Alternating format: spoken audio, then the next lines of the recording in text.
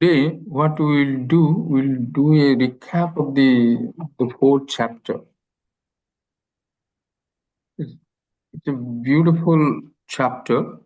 Why it is so beautiful and why it is so important, I'm also going to share with you. And just listen, let's look at it carefully. So let's see in Bhagavad Gita how this fourth chapter is coming to picture. Where is this necessity?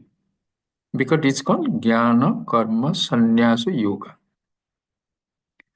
So if you look at the chapter 1, the Vyasacharya has talked about the problems of this samsara, living in this world. And what is the problem?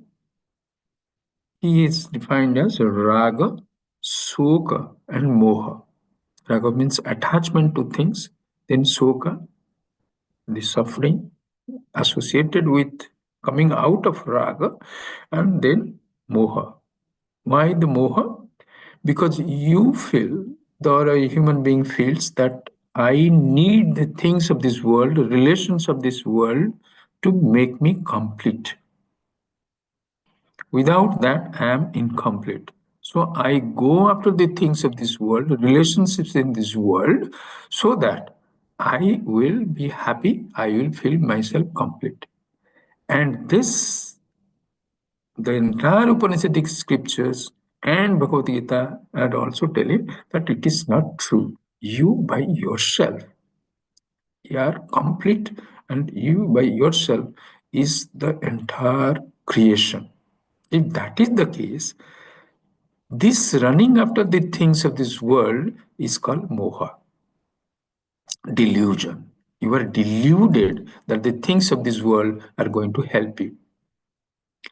But where it came from? It came because Arjuna didn't want to fight the war. What is the confusion in Arjuna's case? Let's understand this carefully. This is a very important one, and you can also give your viewpoint.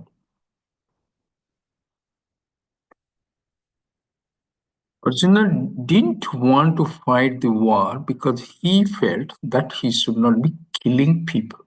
Especially his grandfather is there, his guru is there, all his near and dear ones are there. How he can kill? Because killing is not a good moral conduct. So the confusion of Arjuna, the confusion which is associated with all the individuals in this world, jivas, basically is between ethics and morality. Let's try to understand this. What is ethics? What is morality? Ethics, the word ethic has come from the Greek word called ethos. So ethos is saying that the community or the group, so the certain standards of conduct has been prescribed for a particular community, that is called ethic. Whatever has been prescribed, that is called ethics. So that means everybody being living in that particular society has to follow those basic rules so that the harmony is maintained in that group. That is called ethics. And what is morality? Morality is coming from the Greek word called more. More means something good conduct.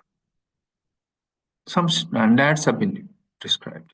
So there are basically, that is individual perception of the things.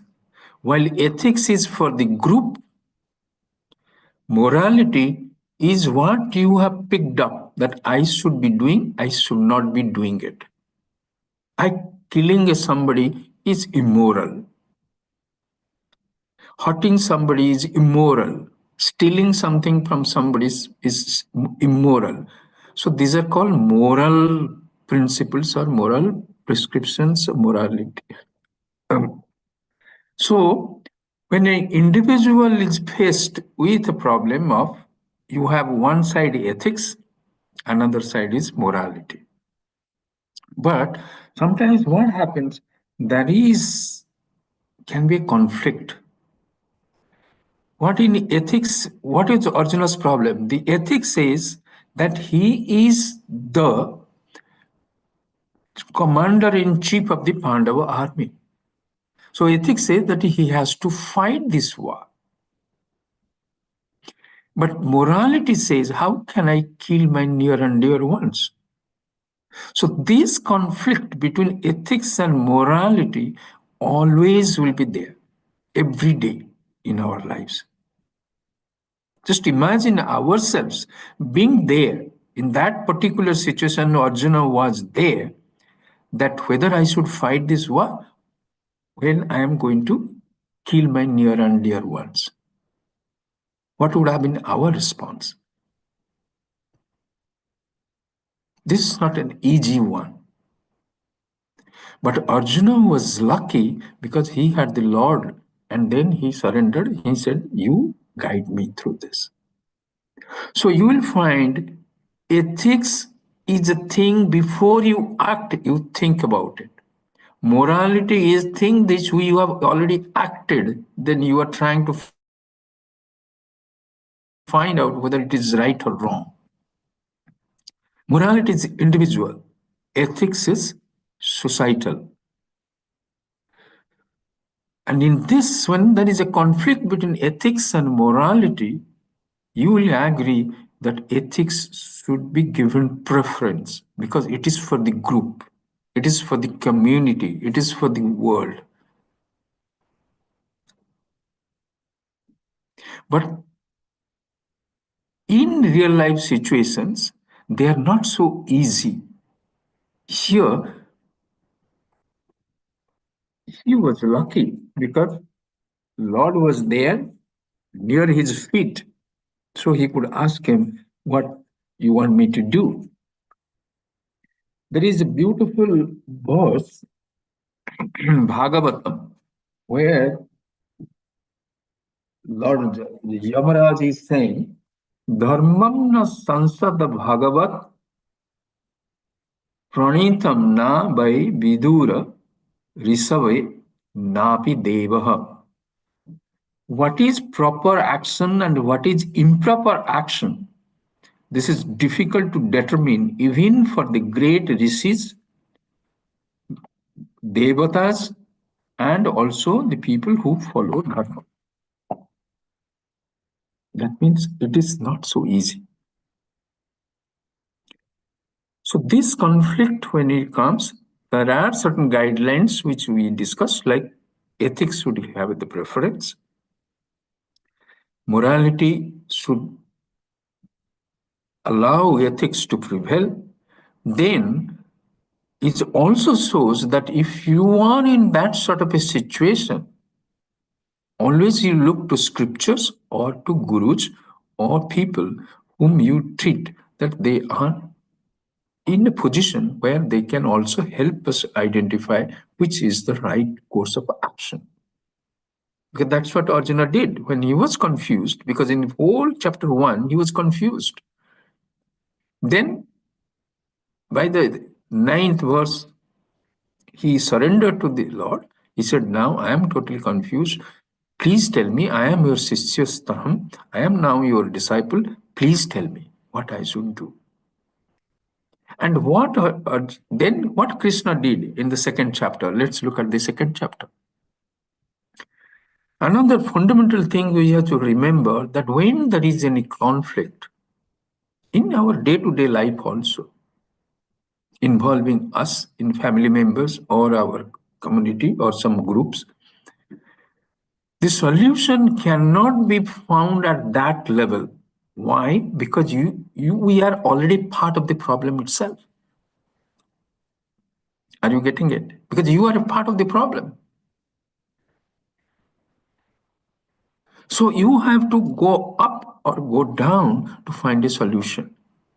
So what he did in the chapter, what Lord did, he said, you are not killing anybody. He told him, you have a higher nature, real self, and your lower self. Lower self is this body, mind, intellect, and the higher self is Satchidan Ananda Swarupa, which is eternal, all pervading, omniscient, omnipresent, and omni bliss. If you can anchor yourself there, so whatever you are doing, whether you are killing somebody or not, it doesn't make any difference. Follow your ethics, you will not be violating any of these moral principles. So he started off in the second chapter that you have to understand that you have a higher nature, and in that higher nature, there is no birth, there is no death. If that is the case, where is the question of coming that you are going to kill somebody and you are so upset about it? So he took him out.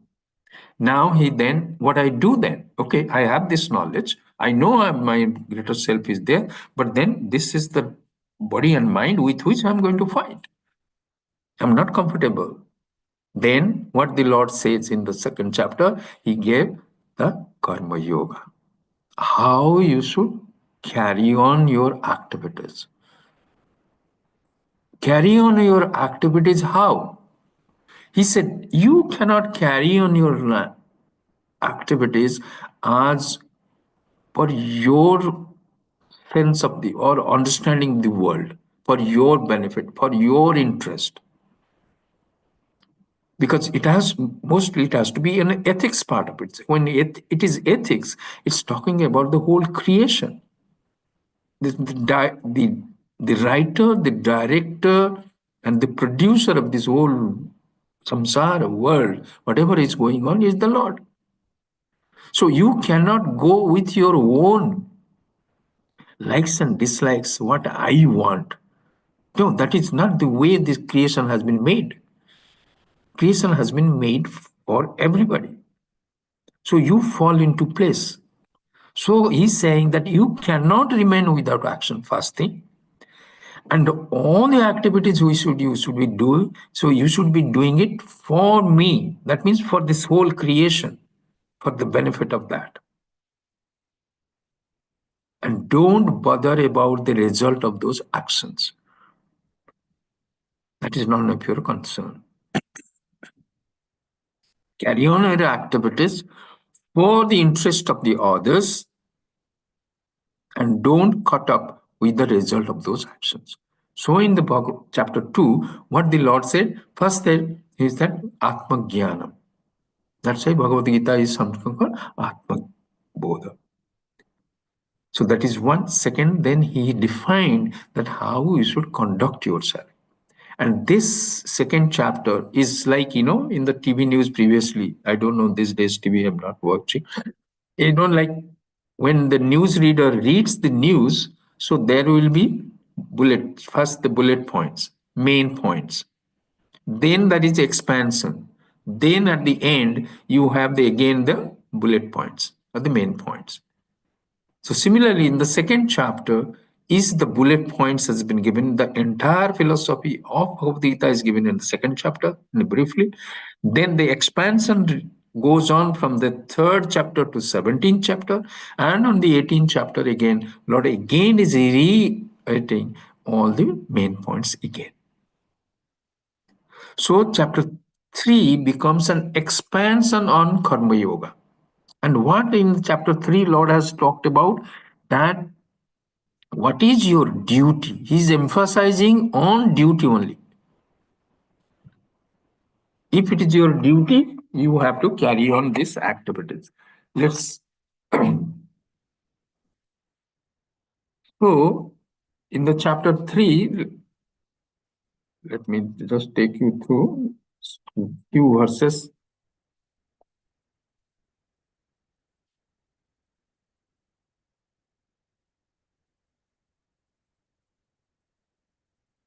Verse 15.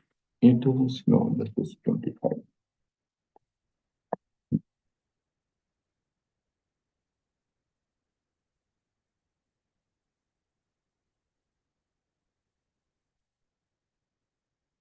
So he's saying, whatever happens, Marta Sparse Sukamte Sitoshna Sukhadukkada Agamapyono Nityam Sansita Khyavas Bharata. O son of Kunti, sense contacts results in heat and cold, pleasure and pain. They are subject to coming and going and are transient. So endure them and carry on your activities. Then in the 16th verse, he is again saying, नासतो विद्यते भावो न भावो विद्यते सत उभयोर अपि दुष्टंत स्तनयोर तत्वदर्शिभिः. The unreal has no existence, real has no non-existence. He is talking about again on that your body, mind, intellect is not is transient. So don't bother. And your higher self is never out of circulation. It is always all the eternal.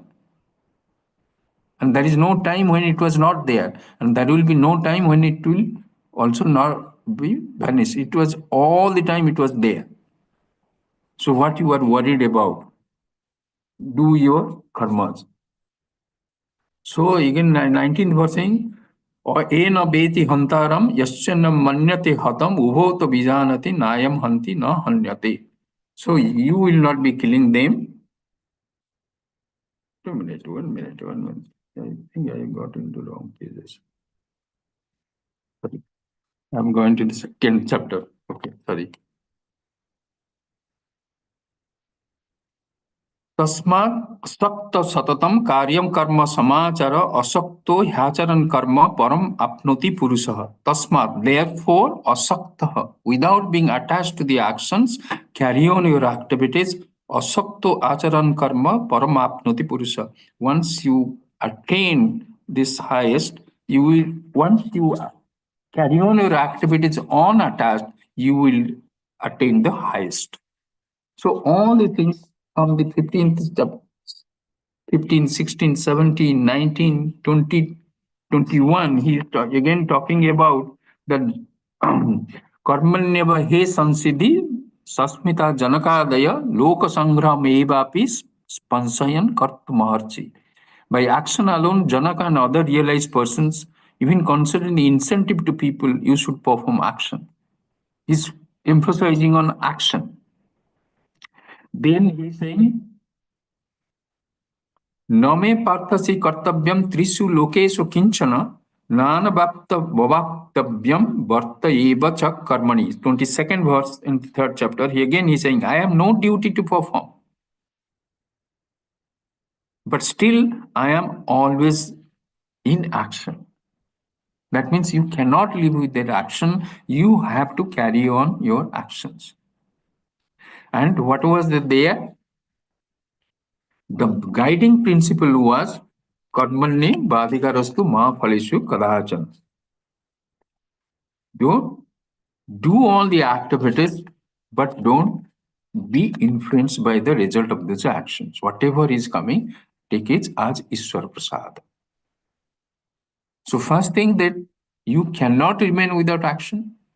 Whatever are your duties prescribed, perform that.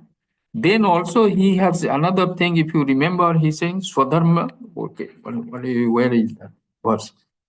Sreyan Swadharma Viguna Paradharma Anusthita Swadharme Nidhanam Shreya Paradharmo Bhayabhat. In 35th verse also he is saying, whatever the activities has been prescribed for you, or whatever activities you have picked up, whatever you are carrying on, carry on those activities. Don't jump to other activities. It may appear that is easy, that is very good, that is more rewarding. Don't do that. Swadharma. Whatever your activities, carry on those activities, and then he's saying that you should not get attached to the karma phala. So this is the 3rd chapter. In the 4th chapter, what the Lord said, then he's saying, if you do your act, in the 3rd, he concerned about more about that you do your activities, but don't bother about the result. Whatever is coming, take it as prasad. In the 4th chapter, what the Lord is saying, he is now going a step ahead. What is Jnana Karma Sannyasa? That means you carry on your activities without being attached to the action through knowledge. That means what he is saying. When the third chapter he said you carry on those activities, that means I am the doer, but don't bother about the result of the action. In the fourth chapter, he is giving up the doership of the actions, which in third chapter it was not emphasized. That's why it is called Jnana Karma Sannyas. We'll come back to that.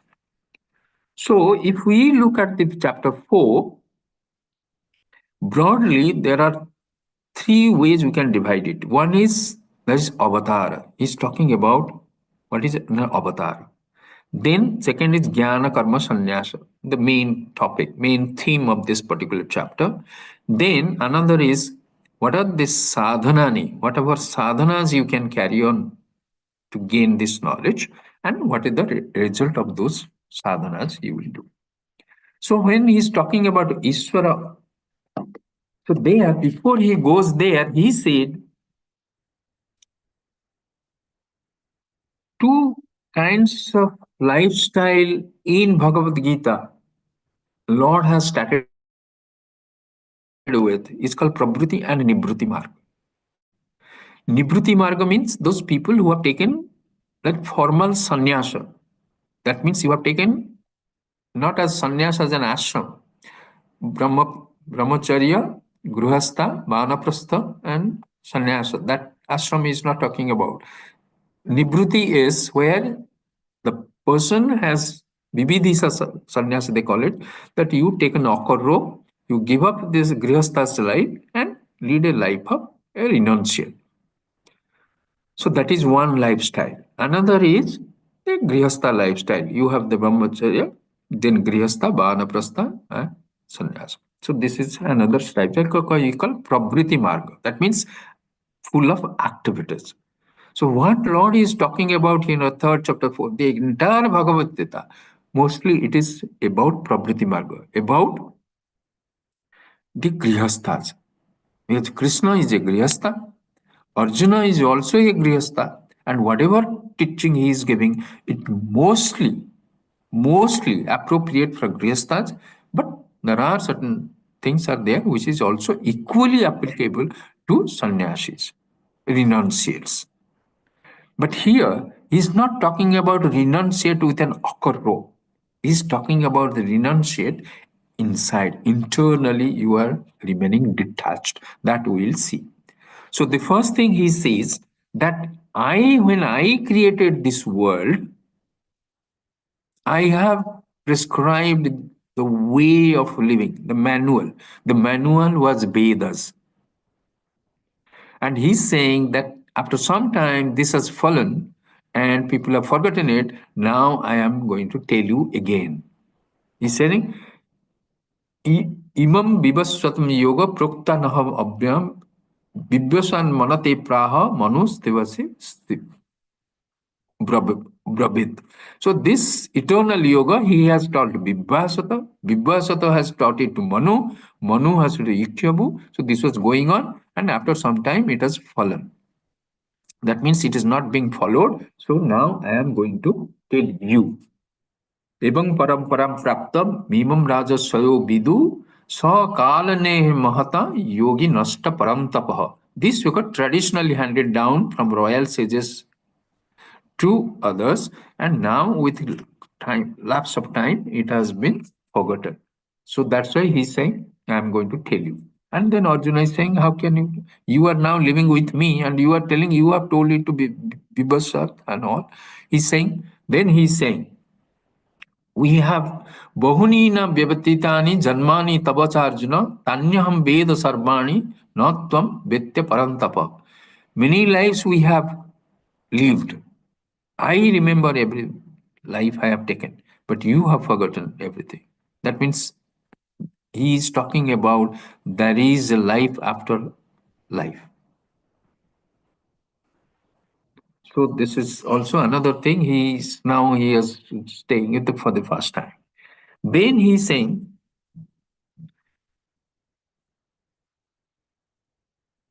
अजोपि सन्नवात्मा भूतात्मा मिसरोऽपि सन् प्रकृतिं स्वामधिष्ठाय संभवा यात्म maya. Though I am birthless, immutable, the lord of creatures, yet resorting to my prakriti, I come into being through my own inscrutable fire. That's Maya. That means he's saying, I come to this world. Why I come to this world? Yada yada hi dharmasya glani bhavati bharata abhyutanam adharmasya tadatmana sujamyaham. I come when there is the rise of the unrighteousness and righteousness declines, I manifest myself. So he's declaring him that I am the divine, I am that avatar. And what is the difference between avatara and jiva? Then he's saying he has there are three ways we can do it. One is the cause, karana, nature, that's swarupa, and the purpose, uddeshya. So what is the cause? A jiva takes a birth out of ajnana because of ignorance. What ignorance? Ignorance of a true self.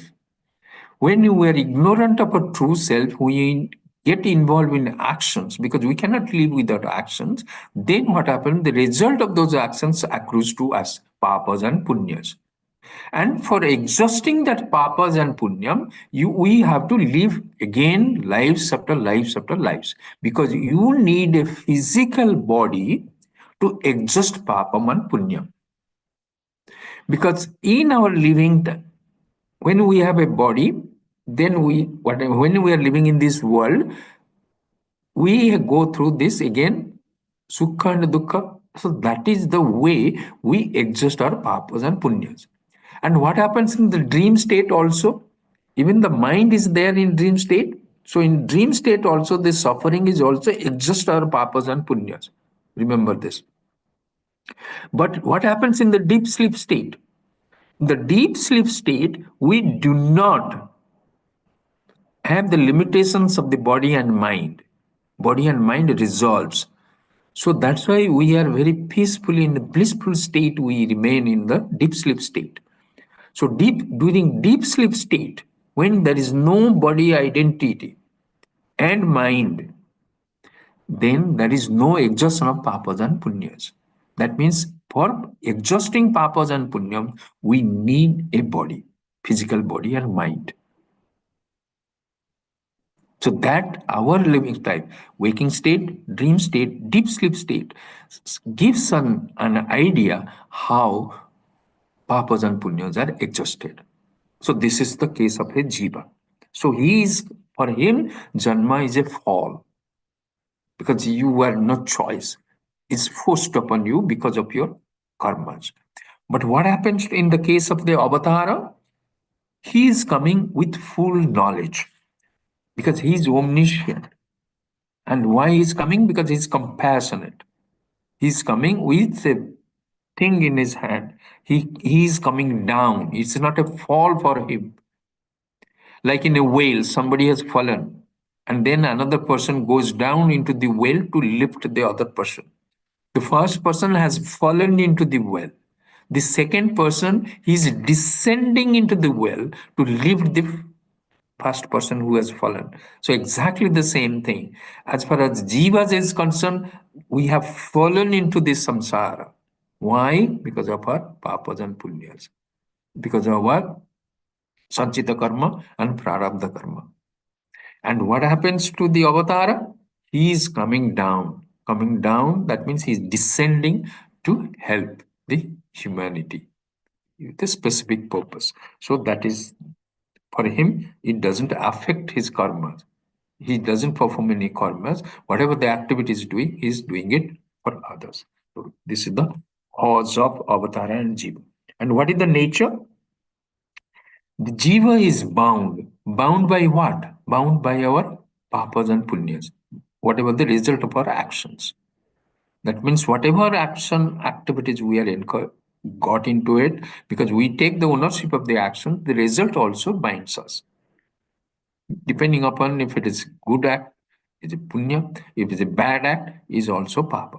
But anyway, we are bound. Even in Patanjali, in his Yoga Sutra, in the, I think it is 17th sutra of second section, sadhana.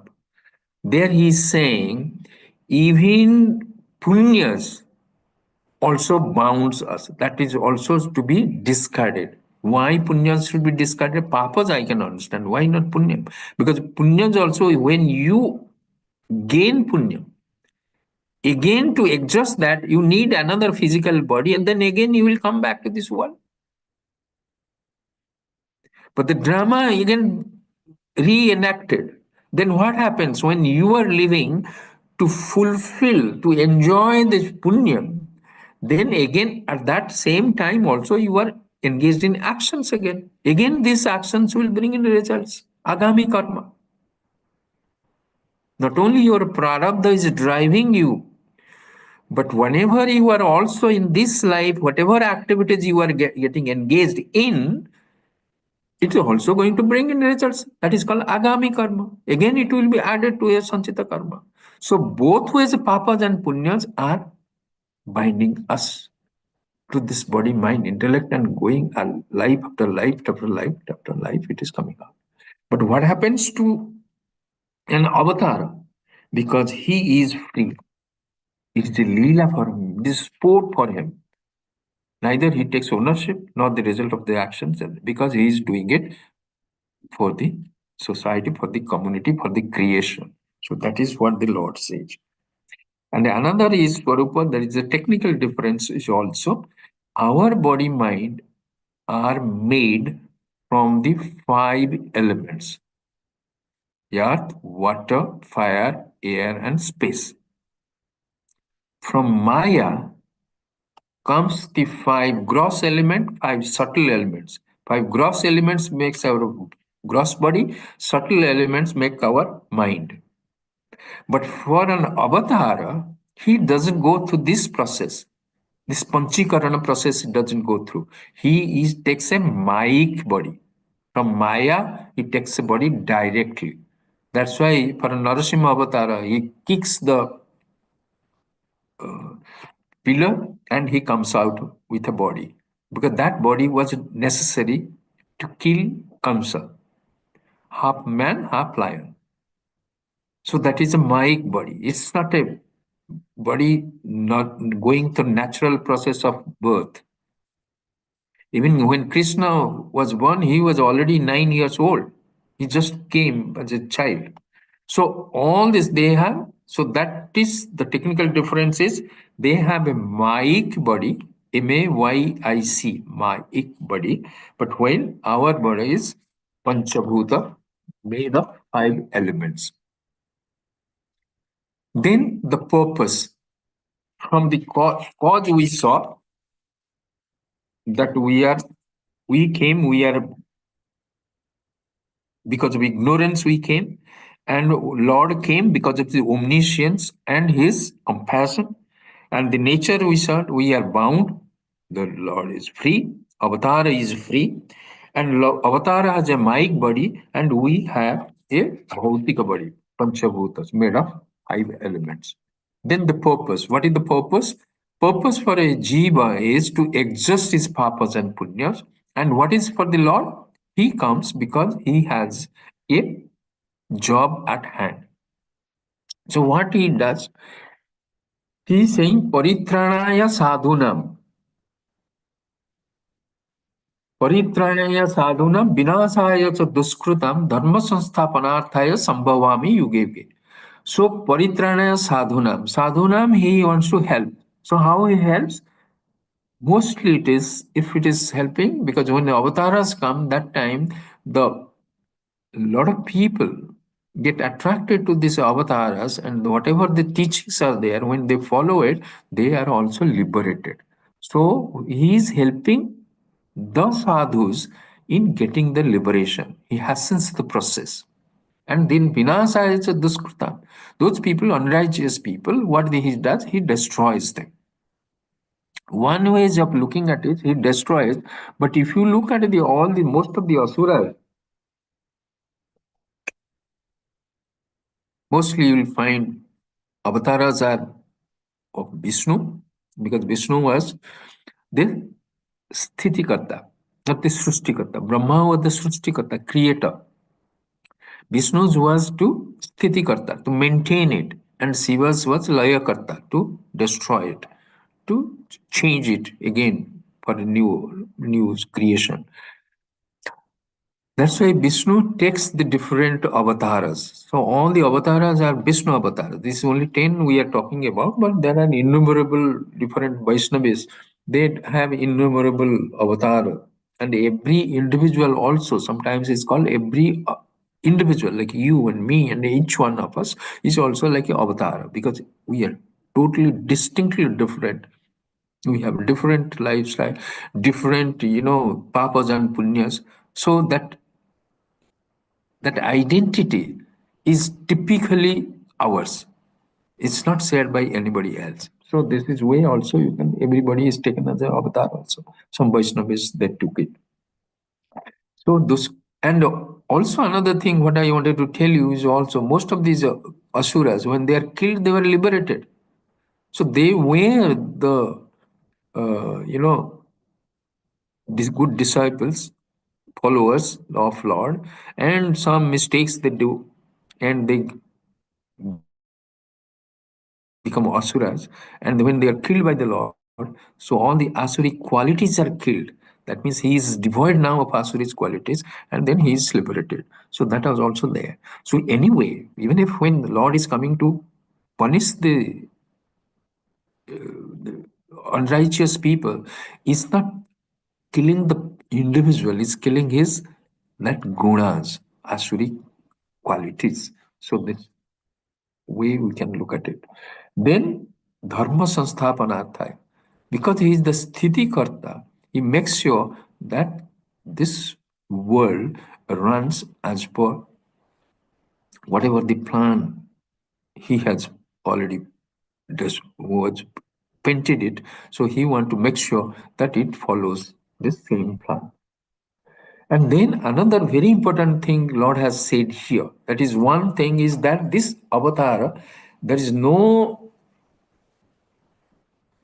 any other scriptures and not in any other chapter, Lord is saying that He is an avatar. He's declaring that I am the Lord, I am the Devata, I am the Creator.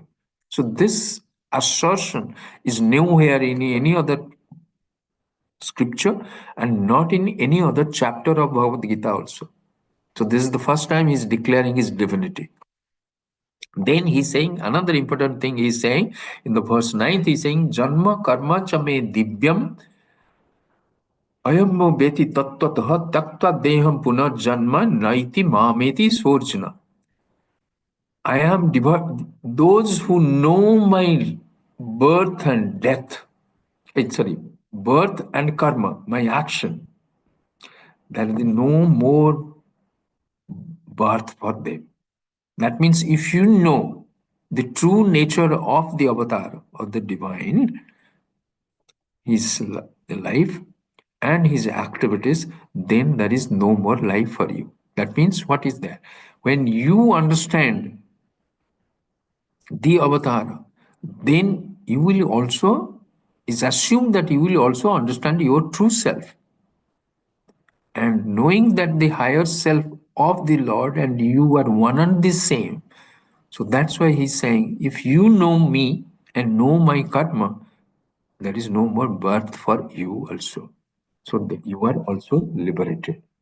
It's a huge, beautiful assertion by the Lord. So this is very important. Okay.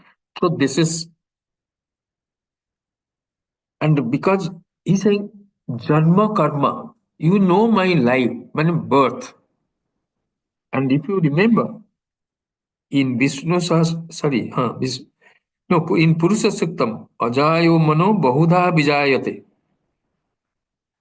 Parijananti Yonim, Ajayo Mano Bahudha Vijayate, Ajayo, that means I am not born, but Bahudha Vijayate. I am born again and again and again and again, many births. The same line he is saying, Ajaya, that means I am not taken any birth. And then in the same he is saying, I have taken many births. How it can be possible?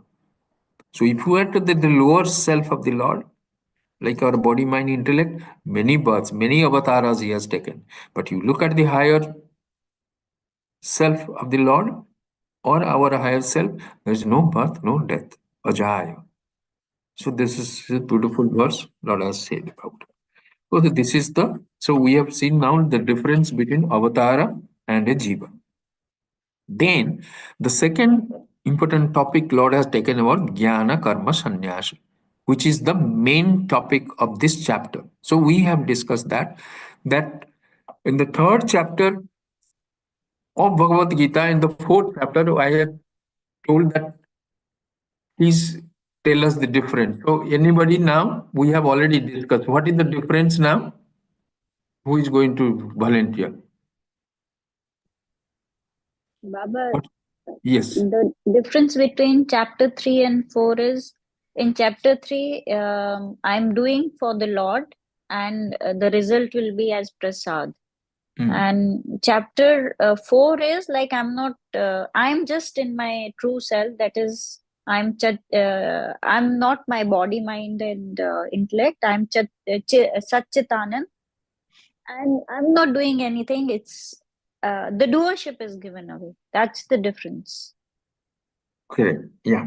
In the fourth chapter, what he's saying, he is not taking doership in the action. In the third chapter, the duties, why you have to do it? Because it is your duty. It has to be done by you. All the chapter, if you care to look at it, all the chapter, just go through it. In the Bhagavad Gita book, chapter 3, always he's saying, this is your duty, this is your duty, this is your duty. That means it's my duty, I have to do it. But in the fourth chapter, what he's saying, even when it is your duty, it is not the action, it is the attitude behind that action in your mind which is important. Let's understand this. That's what he's saying. And it is also not, is very foreign to us. Like in an accident, when you are driving and suddenly somebody comes in your front and that person is hit and he or she dies. So you are not penalized as a killer. Yes or no? In an accident, what happens, Deepak Baba? Yes, Papa. In case of an accident, when you are driving, say you have injured somebody, so are you punished? Mentally only, Papa. Because the law also allows that it's an accident. Yeah, He yeah, doesn't Papa. punish you. You are a murderer, you are going to be penalized. True, true, No. Papa. So it is the attitude, because his attitude was not to Yeah. pursue the kill. So it is the attitude behind the action which is more important. And that's what in the fourth chapter is talking about. Don't take the ownership of the actions. My body, mind, intellect is doing it. I am not doing it. So there is an inner detachment is there. So you need not be a monk to have that detachment. A monk, when he is taking a monkhood, he is initiated into sannyasa and he is putting an awkward robe and he is sitting and meditating all because he doesn't even, they also do not do any puja also, monks. All the activities they give up. Whatever the activities there, whatever little they do it, that is just done normal to maintain their body, they do. But for a, so that is the benefit they get. But as far as the Grihasthas is concerned, we cannot live without action. In and through every moment, even our dream also, the actions, whatever is there, that also brings in results. Remember this. Because you are also, because you're exhausting your papas and punyas in dream also. And for animals, what happens? What happens can for animals? They gain any punyas and papas or what? What happens in case of animals? Yes, anyone? They only exhaust papas and punya, they don't add up because there is no free will. There is no choice. A cow doesn't have a choice. I want non-veg, veg, I want noodles, I want rice, I want chapati. No. They're programmed. They don't think. So when they have no choice and they are engaged in action, then what is happening? Only it's exhausted. It's no more fresh papas and punyas are added. So this gives us an insight into how it works. That means even when you in and through all your actions, if mentally you are detached from the actions, then the result of those actions, this papas and punya, doesn't accrue to the doer. The doership is not there, where the question of the results of this doership will accrue to us. So that is what called Janma Karma Sannyasa. So it is from the 16th to 24th verse. All the verses are important. So when you have a time, just go through it. So it's beautiful. He's saying karmanyo happy bauddhavyam cha vikarmana akarmana cha bauddhavyam gahana karmana gati. He's saying you must know what is karma, what is vikarma, means not karma, not good karmas, and what is akarmana also. Akarmana is this one. That means when you don't take the ownership of the actions.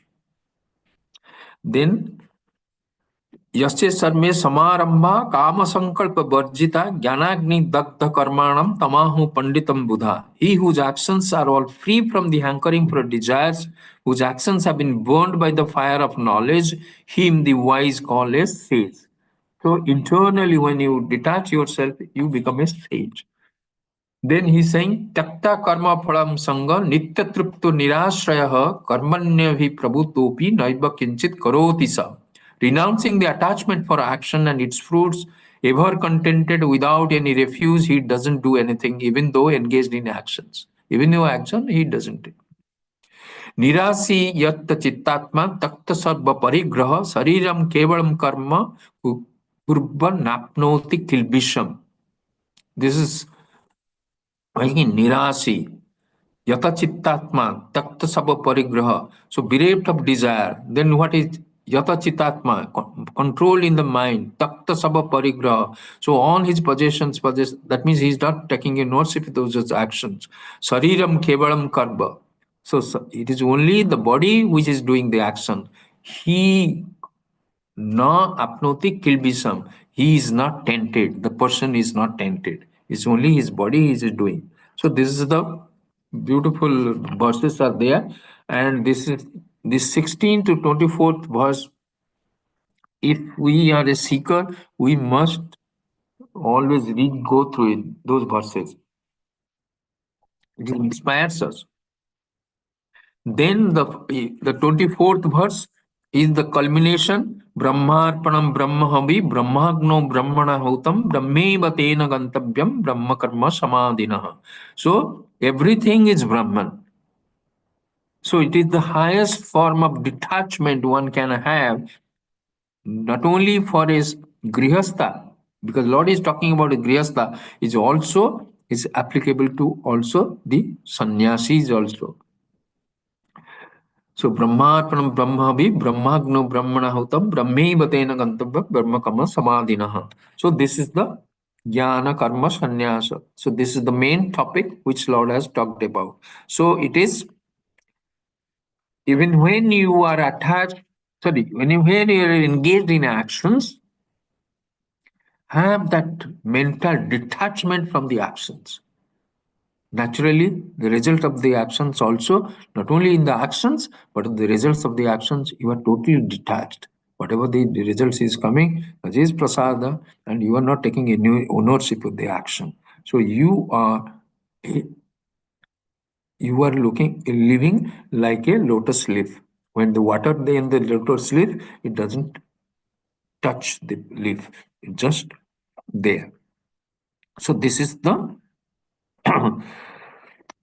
this is where from it is coming. It is coming because of the self-knowledge. So once you have the self-knowledge, so you are detaching yourself from the karma actions you carry on. The karma goes with the body and mind, but not with you, your higher self. This is Asanga because it is not attached to anything. It's like that movie screen. On the movie screen, all the movies, all the activities are going on. But movie screen is not tainted or is not weighed by the water or the fire, or it is not burnt in the fire.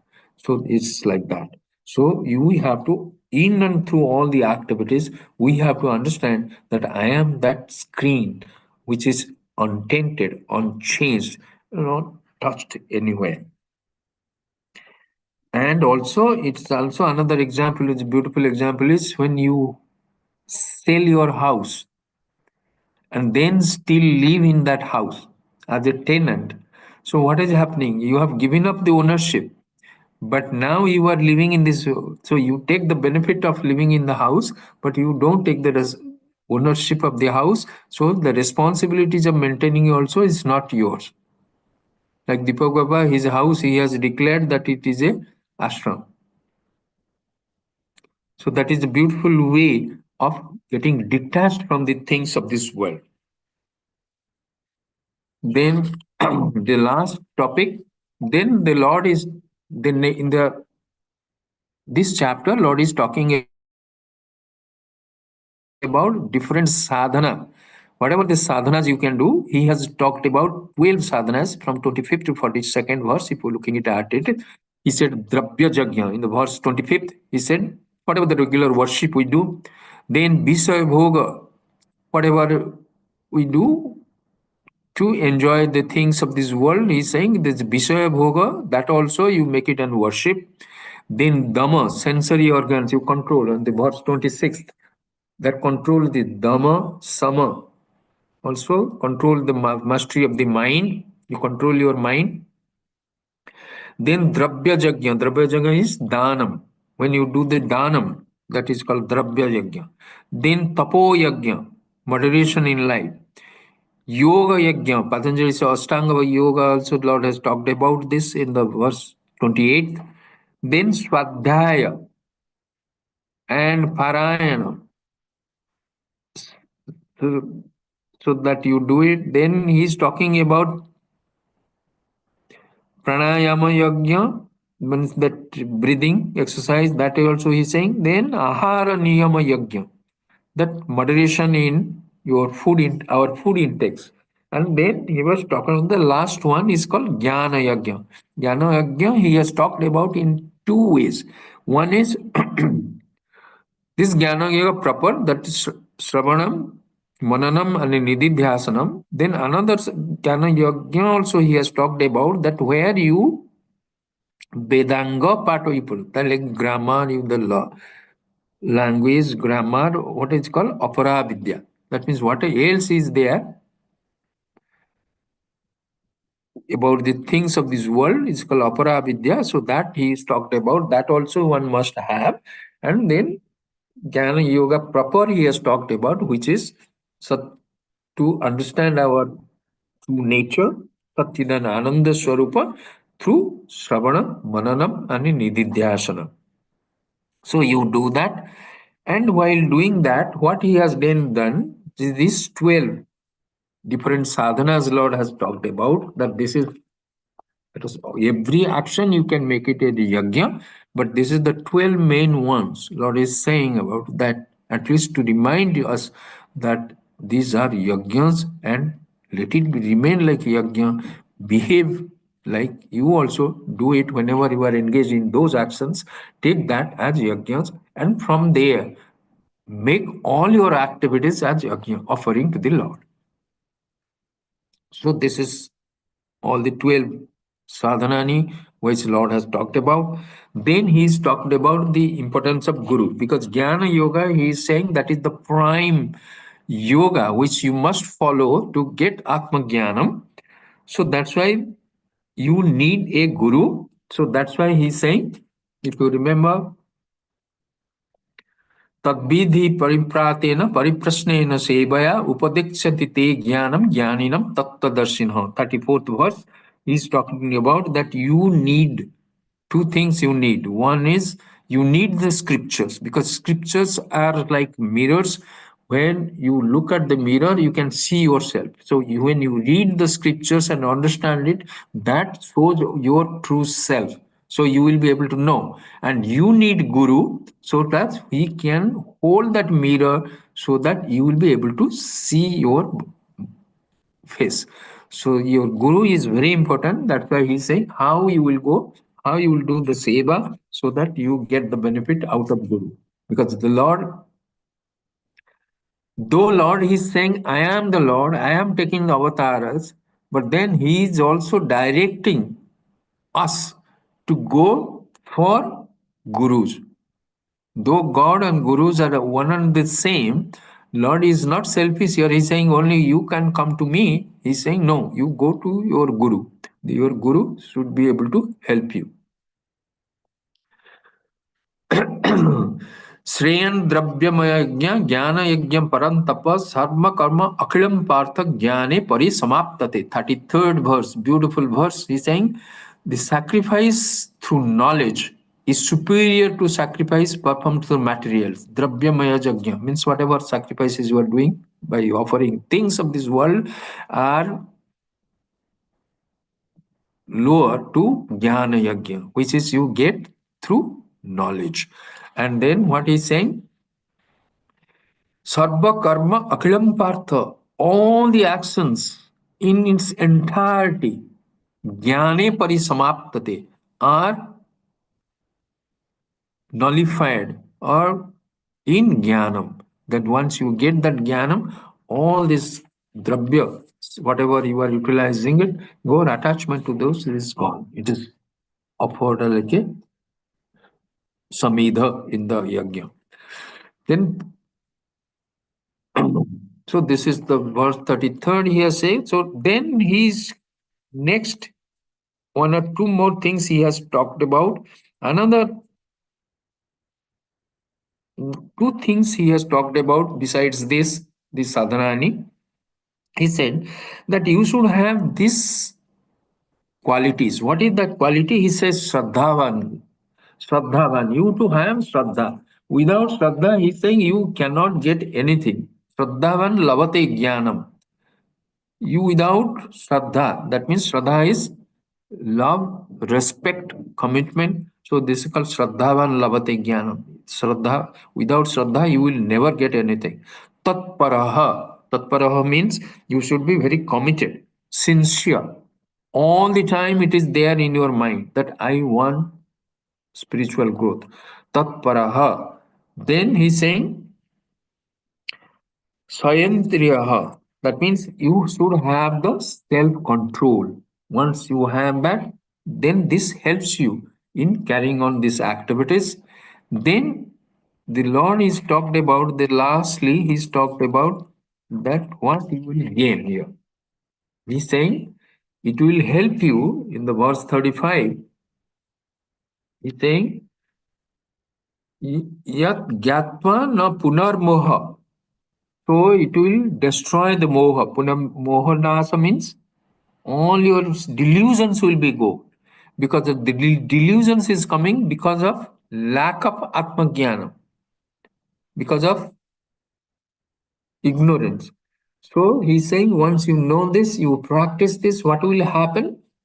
Moha is gone. Moha will be destroyed. Then what he's saying? Then papanasaha, whatever the papas are there, that also will go. And karmanasaha, whatever the karma is also there, that is also go. So 35 in saying, in 36 here, Api chedesi papebhya sarvebhya papa krutam sarpajnana plavaneva brunjinam santarisyasi. So in 36 he is saying all the papas will be destroyed. In 37th verse he is saying all the karmas also will be destroyed. Yathintansi samidhagni bhasmasat kurute arjuna jnanagni sarva karmani bhasmasat kurute tatha. All your actions will be also bhasmasat, it will be destroyed, will be wiped clean. So this will give you which one? This Atmajnanam.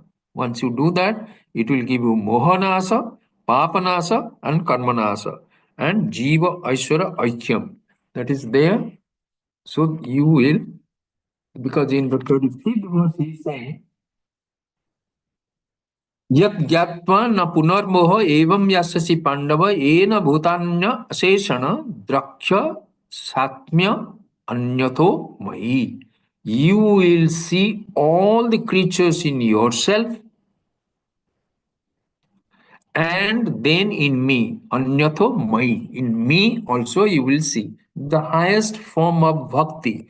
That means you not only you are praying to a particular Lord, but if you can see the Lord in everybody and everybody in the Lord, that is the highest form of bhakti.